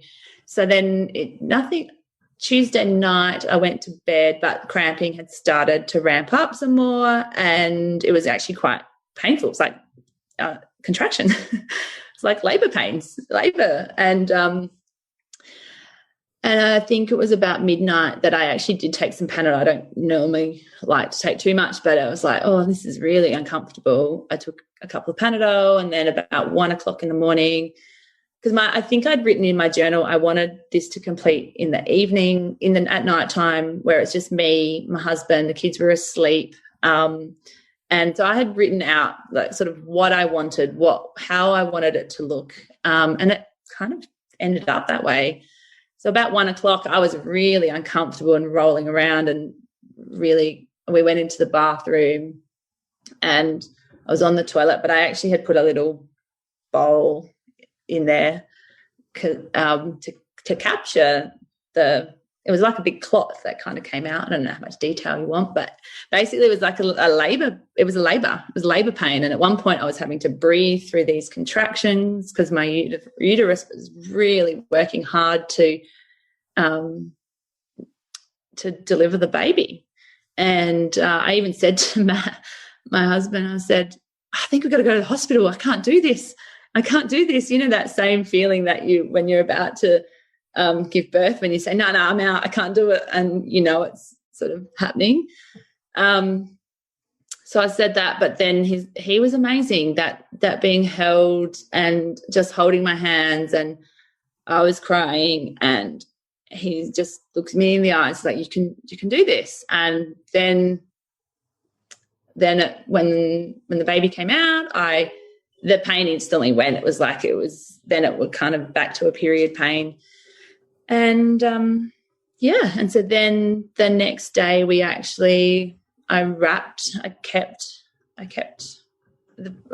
didn't even realize there was a placenta, and I know you think about it, but you don't realize that that's all got to come out too. So there's an umbilical cord and all those.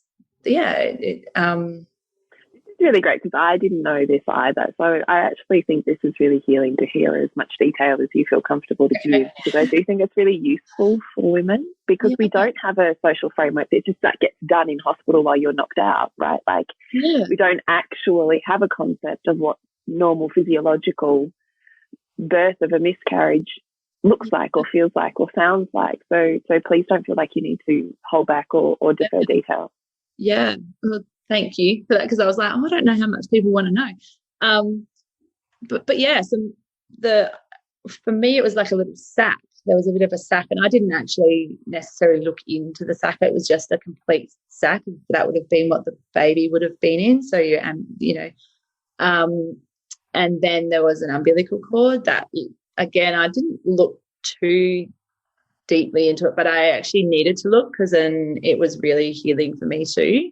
And then a clot that looked like what the placenta would have been, and it all came out in separate parts. But certainly when the sac part came out, that was the bit that then after that, obviously my body felt a lot more comfortable because the pain had disappeared, and then it was just like a big period clot, and then a bit more blood.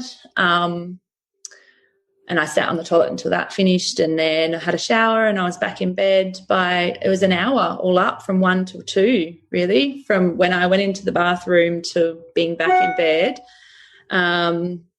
It was about an hour. And I know sometimes it can be longer for people, or more blood or less blood, but I think having people, you're right, Jules, like having some context or some idea of what it's like, and it's not going to be like that for everybody, but I didn't even know that. I didn't really even think about what comes out and what does it look like. And for me, one of the things I was scared about with completing it at home was, but where does it go? I want to be able to honor this little baby or this little soul. So that's when we put a little bowl in the toilet to capture it, to capture it. And then we kept that, and then I wrapped it, and we did a little ceremony that day. So the next day was the Wednesday, and I put it in a little biodegradable bag and wrapped it up with some beautiful material, and we took that to my parents' place actually, and dug a hole and put that in there and planted a plant over the top of that, and we all said a little goodbye and played some music, and it really actually gave us a chance to honour this whole process, and to my parents too as well. So they were there, and my nieces and my brother, they were all there. They're living there at the moment, so they were there. And just having that process for us, it was interesting because my husband's like, why are we doing this? He was a bit like, why are we doing this? This is so strange. It was a bit strange for him.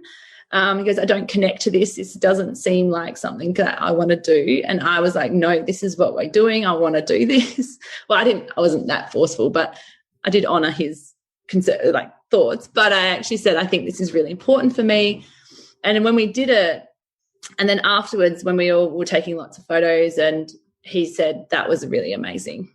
And thank you for doing that. And thank you for doing that for the family, because that really helped him as well.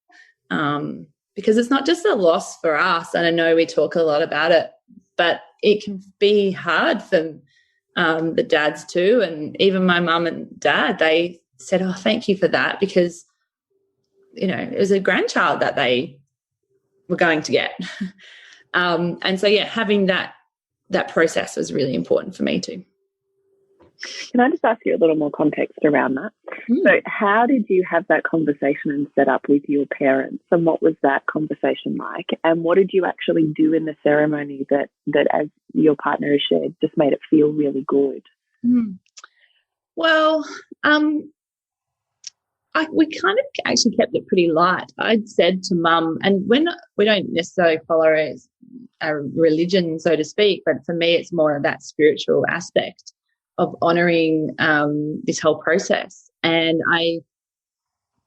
I think I just phoned Mum and I said, we want to do a little ceremony and their house has got these beautiful trees and space, and we'd just got a puppy, so I didn't really want to do it at our house because I was a bit scared the puppy would actually dig it up. So it was a bit more of a practical thing that I'd said to Mum, can we like do this at your house? And I think they probably thought it was a little different, but they have come to realise that that's me and I honour these processes, and they now love me for me talking to talking to the spirits and things. So they actually were really supportive, and Mum actually was the one that bought the pot plant, bought the flower, and I hadn't even thought of that. I was like, well, that's such a nice idea. Thanks, Mum. So we'd picked, she picked a couple of flowers and which one we wanted to plant, and so we dug the hole. And it was really important, I think, for our kids as well to understand more about this process, because my daughter would run around and say, look, because we had a little basket with the material wrapped up, and my daughter would say to her cousins, look, that they named the baby. I can't think what they named it now. It's just like gone out of my brain. But they were talking about, oh, look, it's in here, like, and then my daughter just said, yeah, it's not in Mum's tummy anymore. And so it's just having kids to be able to process that, and then we put it in the ground, and we picked some flowers and we threw some flowers. Everyone got to throw the flowers on it. We didn't have it as a too formal, but we did get to say goodbye. And I think that was really important. Mum was playing some music, and every music song seemed the saddest song in the world. So we were all having a cry. And I think just the opportunity or creating that space to allow for grief is really important. And I think that's what that did. Oh, Shelley. Mm. And so how did you feel afterwards? I think we then had a couple of days where we were at home. I didn't work that week, that was the Wednesday, so I just took the rest of that week. It was pretty quiet at home, and lots of family time and connection time and things like that. I think the thing for me, the hardest part, was when everyone went back to work the week after. And my husband went back to work, and because this has basically been a week, sort of from the Friday to the Wednesday when it happened, and then, and so by the following Monday, he went back to work and everyone went back to their lives, and I felt like lost, and I felt like a massive big hole was missing, and I didn't know that feeling of with each of my births, there's been a rebirth of me, and this was no different because it was another birth. One thing to note, I had like day 3 blues, and there was, by the 3rd day, I was just teary and emotional and crying. I had sore boobs, like almost like a blocked duct feeling in one of my breasts. And I realized that was the hormonal changes from being like, pregnant, giving birth, and then you're not actually having any baby suck on the breast, so you're not producing milk. But I was like, why is my boob sore? And it reminded me of a blocked duct feeling. And I was like, that's because hormonally there's massive changes that we just don't honour traditionally, that often women go in, they get a D&C and they get sent home, and we wonder why there's that empty feeling and all of this hormonal stuff happening that doesn't get talked about. So true. I really love you said that. Yeah. So the week after I found really hard. But actually there was another profound moment about a week later where my mum and dad came over. And this has been one of the most amazing things that have come out of this whole process, is that my mum had said something about my sister or some comment. And you know how even with our kids, it's not the thing they're crying about. There's all the feelings underneath. So mum said some comment, and all of this came out of me, and I was saying, I'm feeling so alone and I'm feeling so lost, and I've just had this happen and everyone's moved on back to work and I don't know what to do with myself. And I was crying, and my parents, who are amazing and but often want to fix things and want to help us by fixing things and want to make it better, which often we do as parents. Their mum was trying to say, but you can move on, it's okay, you'll be all right, it's okay to move on. And I actually just said, I just need you to listen, and really, please just listen and just hold me. And so almost one of the first times as an adult, I just was held by my mum and cried and cried and cried. And mum was a bit like, is this all I do? Do I just hold you? It's a bit uncomfortable, kind of like, oh, okay, this doesn't feel like I'm doing much. I said, all you need to do is just listen to me cry. And then my dad held me, and he probably held me for, I don't know, half an hour, standing in the dining room kitchen and with me crying and just really letting out that grief. And being held by my parents in that grief was just so a really profound moment for me as an adult, even to be held by our parents. And I felt like I ended up crying for all the times before where, maybe they didn't hold me in my grief or haven't been able to, or whatever it is. But really that has been, I remember that moment with them and even Dad just said, I think Mum said, what do we need to do? And Dad just said, this, we just need to be here. And it blew me away. So there's been some really profound shifts in me and our family and throughout this whole process, really. So, yeah, that's pretty much the whole story. Thank you so much for letting me talk for that long. Thank you so much, Shelley. Oh my gosh, we're just like, we're all here like little blubbery messes. Moving through your story with you, my gosh. So beautiful. Thank you so much for sharing, Shelley. It really is divine, and I love the expansiveness. I love the healing. I love all of it, because it's never too late to heal, is it? I mean, even this opportunity opens up an opportunity for you to heal your inner child as you're birthed. It's another version of rebirth, isn't it? I mean, it's extraordinary. Yeah. So I'm so grateful for the sharing of both of your stories. Katie, did you want to reflect anything before we move on? Oh, just thank you so much. Again, I've heard the story as well, and I just felt it all over again. So thank you again for sharing, Shelley. You're welcome.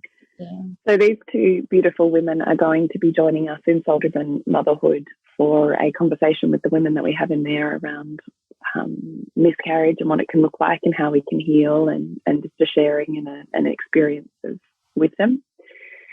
For women that aren't in Soul Driven Motherhood or don't make their way there, I just wondered if there was any messages that either of you would like to leave with them as you exit their ears at the end of today's podcast. If there was an offering or anything that you just wanted them to, I don't know, anything you wanted to share. I don't want it to feel like pressure, just like, is there something that comes forward for you? Do you have anything, Katie? I can go if you want to. You can go, yeah. I think for me it's just sitting with whatever is coming up for you, if there is anything, because the amount of women that have come up to me after me sharing my story and saying, I've never spoken about my miscarriage, or I've never spoken about my loss, or I've had 4 or 5 or 7, or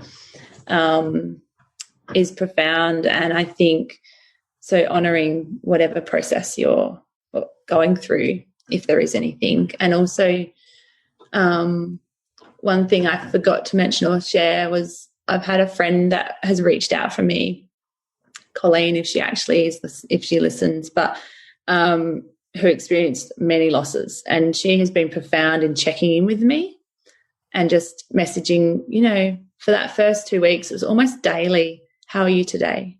How's your day going? And even if I didn't respond, it was like just knowing that someone was checking in on me was just so, so helpful. And so even if nothing's coming up for you personally, but we all know someone that's potentially lost a baby, or if they do and they're going through it in the moment, just don't underestimate the power of having someone message you and say, how's your day going? I don't need a response, but just, I'm right here, and how's your day going?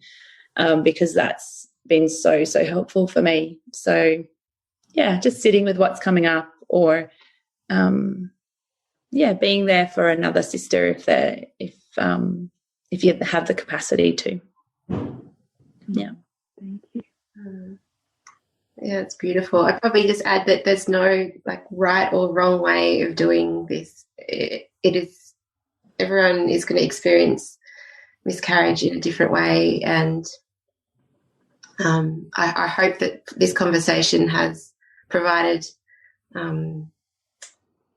another way, perhaps another way of doing things. But this also may not resonate with people as well. I just really wanted to acknowledge that too. That. This is your experience, so really tune in and feel how you want to experience this process. Thank you. If women are requiring or would really love to reach out to either of you, or after support or their own sense of nourishment or healing, is that something they can do? Yep. Sorry, you did. Sorry, we're just both of us like looking at each other and going, "Who's going to talk?" I know, it's tricky, isn't it? It's tricky. I should actually use names that would make it easier for you. I was just wondering, before we wrap up, if you could each share where we could connect with you, find you and your work, and perhaps if our own bodies need nourishing, healing, or being lavished nourishment and healing upon, where we could find you. So, Shelley, are you able to share first? Yeah, sure. ShelleyClarke.com is my website, and so I do some in-person craniosacral sessions and also online parenting support sessions, and more than happy to support women in any way that they feel called or need. So, yes, check us out there. Thank you. We will put all of these in the show notes just so everyone knows you can click down now. And Katie Parker, where can we find you and your work? Yes, I'm at katieparker.com.au. I'm on Facebook and Instagram as Katie Parker Postpartum. And yes, I do provide counselling. Don't think I mentioned that my background is a social worker. So I do provide perinatal counselling, including for perinatal loss. So, yeah. Beautiful. Thank you so much, beautiful women. What an honour it was to hear your stories. As you already know, but I'm going to say it anyway, please move gently with yourselves today. The retelling of your story will often bring up a vulnerability and a openness that might need to be honoured. So please move gently, and thank you for opening with us and for us. Thank you, Jules. Thank you, Bridget. I just want to say thanks for having us and for holding such reverence and a space for so many wonderful stories and wonderful, conversations that you open up. I think it's amazing and profound. So, yeah, thank you. Thank you. I echo all of that. So thank you both so much. That was really big. So if you've been with us throughout this podcast and you've heard the incredible depth and heart and soul of the stories of Shelley and Katie, then thank you so much for giving us your time and your heart in hearing this, because as you will have heard, Julie and I throughout that it really touched some really tender places in us too, and I'm sure it touched you in your own way, and perhaps even stretched you in maybe some uncomfortable ways too. So really holding you as you reflect on your time with us in this podcast. Jules? So well said, Bridgie. I just think it's so important that we share our stories, even the ones that are hard to tell or hard to hear, because it's through the wisdom of women that we learn, I think. So what a gift and an honour it is to hear the stories of women. And we realise this is a really long podcast. So if you've made it to the end, then I just really hope that you've got some sort of soul and heart medicine out of it. And I know that Shelley and Katie would dearly love to hear any reflections that you had in the sharing of their most intimate experiences and stories. So please feel free to reach out to them. And and once again, our enormous gratitude to both of them for sharing so much of themselves with us, because they know how stories heal, and it's courageous for them to put themselves out there like this and heal hearts, which is what this work does. So 100%. To connect with you, Jules, is thepleasurenutritionist.com, and you, Bridge, is suburbansandcastles.com. To connect with us, it's nourishingthemother.com.au. You'll be able to find how to connect with Katie and Shelley in the show notes, and they also mentioned that too in the interviews. So remember to nourish the woman to rock the family. And we'll see you next week when we continue to peel back the layers on your mothering journey. And if you want to support Nourishing the Mother and all the late nights, the early mornings, the blood, sweat and tears we pour into our art, then please go to patreon.com/NTM podcast and become our patron. As a patron, you're helping all of the cost of operating this podcast, the hosting, the editing, the transcription, helping all of that be completely covered, and joining a community who are all about honouring our journeys and continuing to open. The more support we have, the longer we can last. So become a patron. We'd love to have you. Go to patreon.com/NTM podcast. We literally couldn't do this without you. Thank you so much for listening, and please share this podcast with anyone you think it would be medicine for.